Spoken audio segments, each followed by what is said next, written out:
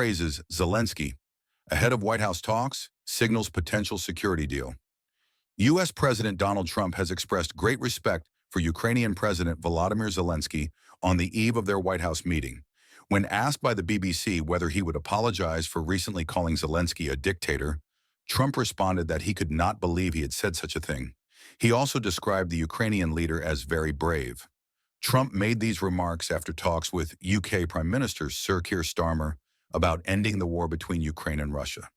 He predicted a very good meeting with Zelensky on Friday, stating that efforts to achieve peace were moving along pretty rapidly. A shift in tone.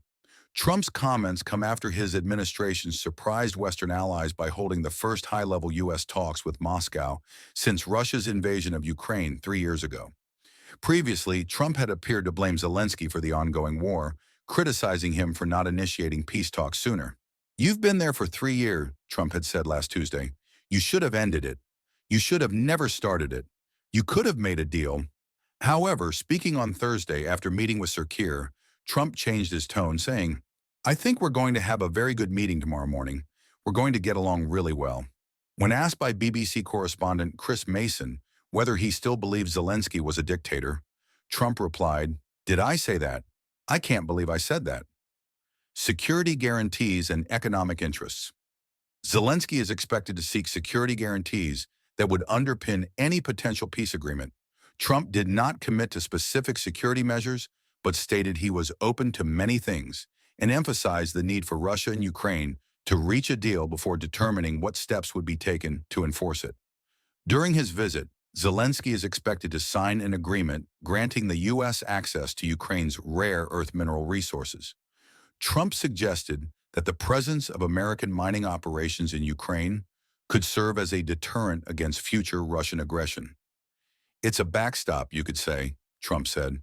"I don't think anybody's going to play around if we're there with a lot of workers and having to do with rare earths and other things, which we need for our country." The role of NATO and the UK earlier, UK Prime Minister Sir Keir Starmer had stated that Britain was willing to send troops to Ukraine as part of a post-war peacekeeping force, but only if the US, as NATO's leading member, provided backing. When asked if the U.S. would support British peacekeepers in case of a Russian attack, Trump responded, "The British have incredible soldiers, incredible military, and they can take care of themselves. But if they need help, I'll always be with the British, okay?" NATO's Article 5 mandates that member nations come to the defense of any ally under attack.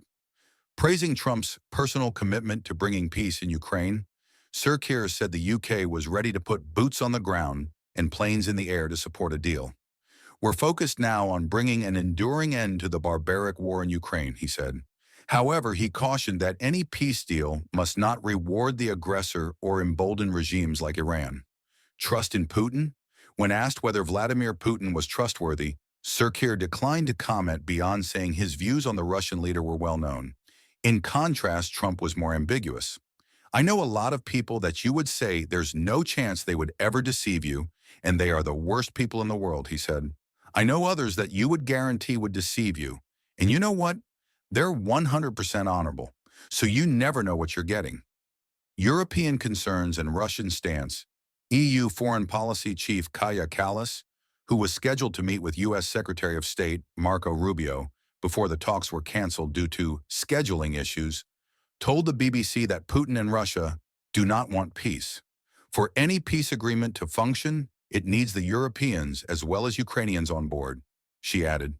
During a stop in Ireland on Thursday en route to the U.S., Zelensky met with Irish Prime Minister Michael Martin at Shannon Airport. "We discussed the steps to end the war with guaranteed peace for Ukraine and the whole of Europe," Zelensky said afterward.